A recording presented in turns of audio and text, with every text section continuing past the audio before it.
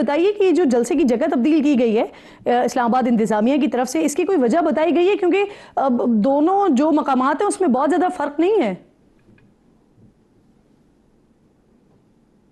وہ ان کے کوئی اپنے انتظامی مسائل ہوں گے، کچھ ایشو تھا، وہ بتانا اس وقت مناسب نہیں ہے، لیکن ظاہر ہے ہم اس وقت کوئی مسئلہ نہیں بنانا چاہتے تھے.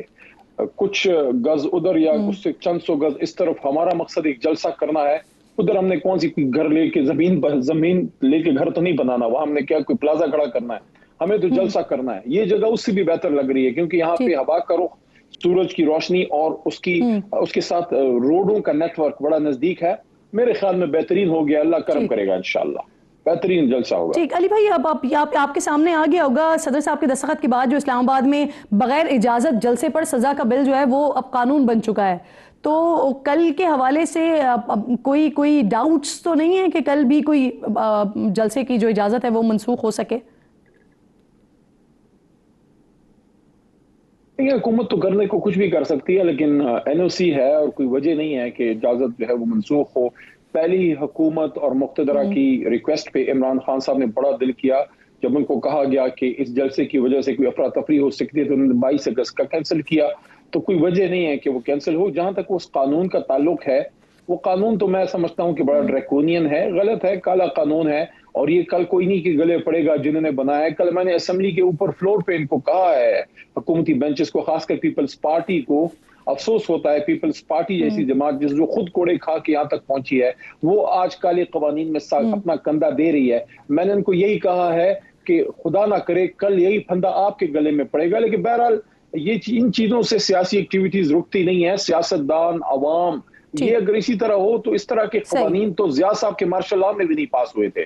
بہرحال میں بالکل ٹھیک. اب تھوڑا سا ہم آگے بڑھتے ہیں. نیب کے حوالے سے جو معاملات ہوئے، ٹھیک، کل نیب کی ترامیم جو ہیں وہ عدالت کی طرف سے بحال کی گئیں. خان صاحب نے کہا کہ اشرافیہ جو ہے وہ اس سے فائدہ اٹھاتے ہیں، اپنی سزائیں معاف کروا لیتے ہیں. NRO2 کے کہہ کر انہوں نے مبارکباد بھی دے دی، اور پھر وہ خود ہی پہلی شخصیت بن گئے جو اس حوالے سے اب ریلیف کے طلبگار بھی ہیں.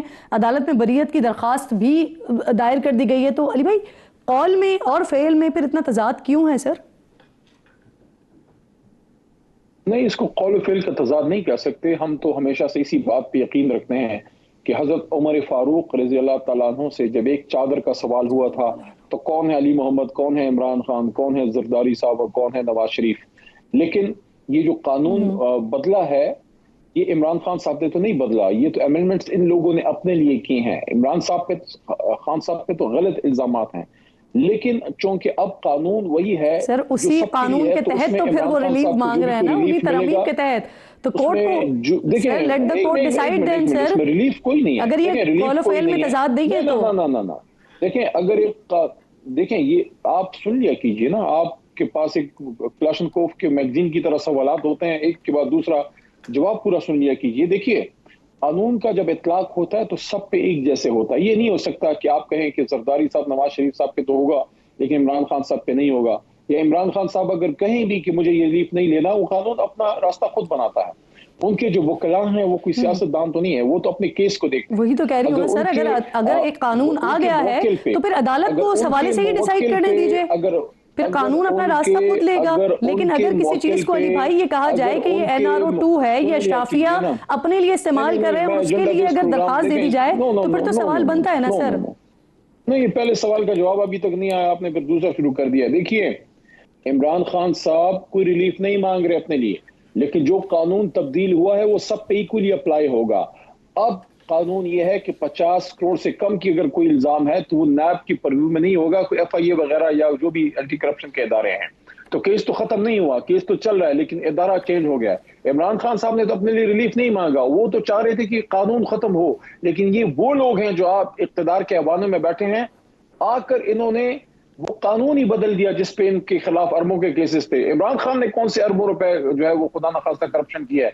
جنہوں نے کیا ہے وہ تو ان کے اثاثے ملک سے باہر پڑے ہیں، سوئس بینکس باہر پڑے ہیں، ایون فیلڈ باہر پڑے ہیں.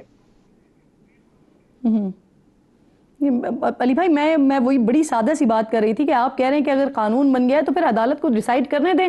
قانون موجود ہے، عدالت اس اعتبار سے ڈیسائیڈ کر لے گی، لیکن آپ لوگوں کی طرف سے خود اس کی درخواست جانا کہ اس پر ریلیف ملنا چاہیے، اس پر میں سوال کر رہی تھی. بہرحال بڑھتے ہیں آگے. سر یہ بتائیے، اسرائیلی اخبار میں جو مضمون چھپا ہے جس میں اسرائیل کو تسلیم کرنے کے لیے بانی پی ٹی آئی کو موزوں ترین شخص قرار دیا گیا، اور ساتھ یہ دعویٰ کیا گیا کہ بانی نے گولڈ سمتھ فیملی کے ذریعے اسرائیلی حکومت کو پیغام بھیجے۔ سر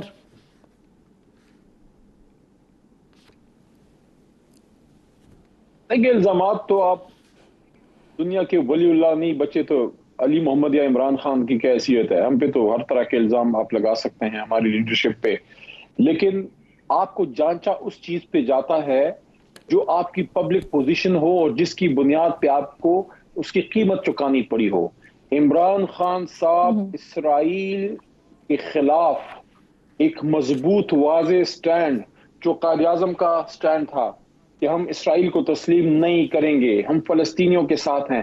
اقوام متحدہ میں جا کے، یونائٹڈ نیشنز میں جا کے جب عمران خان نے اسرائیل کے خلاف کھل کے بولا اور فلسطین کے کاز کی حمایت کی، تو اس کے بعد تو سوال ہی پیدا نہیں ہوتا کہ اس طرح کا کچھ سوال بھی کیا جائے، کیونکہ عمران خان صاحب پہ بڑا پریشر تھا گولڈ سمتھ اسرائیل فیملی کو سے، تسلیم کرنے کا، لیکن اسرائیل کے حوالے سے کبھی عمران عمران خان صاحب نے بات کی اور اپنی کیبنٹ کو اس حوالے سے آگاہ کیا کہ کوئی پیغام بھیجا گیا یا کوئی بات کی گئی؟